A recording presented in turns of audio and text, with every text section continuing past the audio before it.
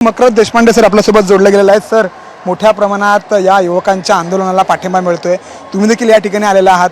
मात्र एक चर्चा देखील अशी उपस्थित आहे, काही मोजकेच जे अभिनेते आहेत तसे की तुम्ही आहात ते या ठिकाणी येतात, मात्र इतर अभिनेते काही यावरती आपली भूमिका बजावत नाही आहेत. मला वाटतं वैयक्तिक आपल्या दबाव असू शकतो काही कारणांमुळे, पण मला असं वाटतं मी आधी तर व्यक्ती आहे ना, तर व्यक्ती म्हणून मी एक कलाकाराला माझी जी ओळख मिळाली आहे ती मी एक या देशाचा नागरिक आहे म्हणून आहे ना, किंवा महाराष्ट्राचा आहे म्हणून ना.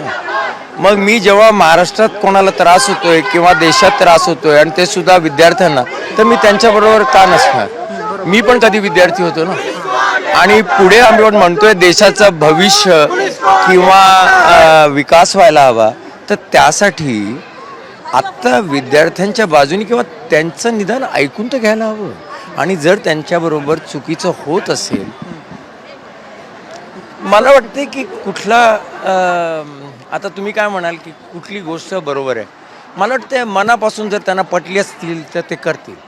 सरकार का नाही नेमकं ऐकत? इतके महिने आता एक महिना होईल प्रोटेस्ट व्हायला आलाय, विद्यार्थ्यांवरती लाठीचार्ज करतात, पण सरकार नेमकं ऐकत. एका मंत्र्याचा राजीनामा घेतला असता तर एवढं आंदोलन चिघळलं नसतं.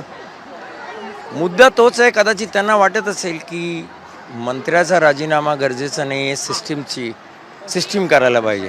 तर आता राजीनामा जर मागितला जातो आहे, आणि आपण नेहमी म्हणतो ना, जर एखादी टीम हरते, आता चुकीचं वाटेल उदाहरण, पण तेव्हा त्या कॅप्टनचा, त्या मॅनेजरचा राजीनामा मागितला जातो. मला असं वाटतं की जर त्यांना कळत असेल की आपल्या खाली जे आपलं जे खातं आहे तिथे सातत्याने जर चुकीचं घडत असेल तर त्यांनी स्वतःहून द्यायला पाहिजे, कोणी मागायची काय गरज आहे. सरकार बदलावं आता अशी देखील मागणी तरुणांकडून होते, विद्यार्थ्यांकडून होते. एक जागरूक नागरिक, जागरूक अभिनेता म्हणून तुम्हाला नेमकं काय वाटतं?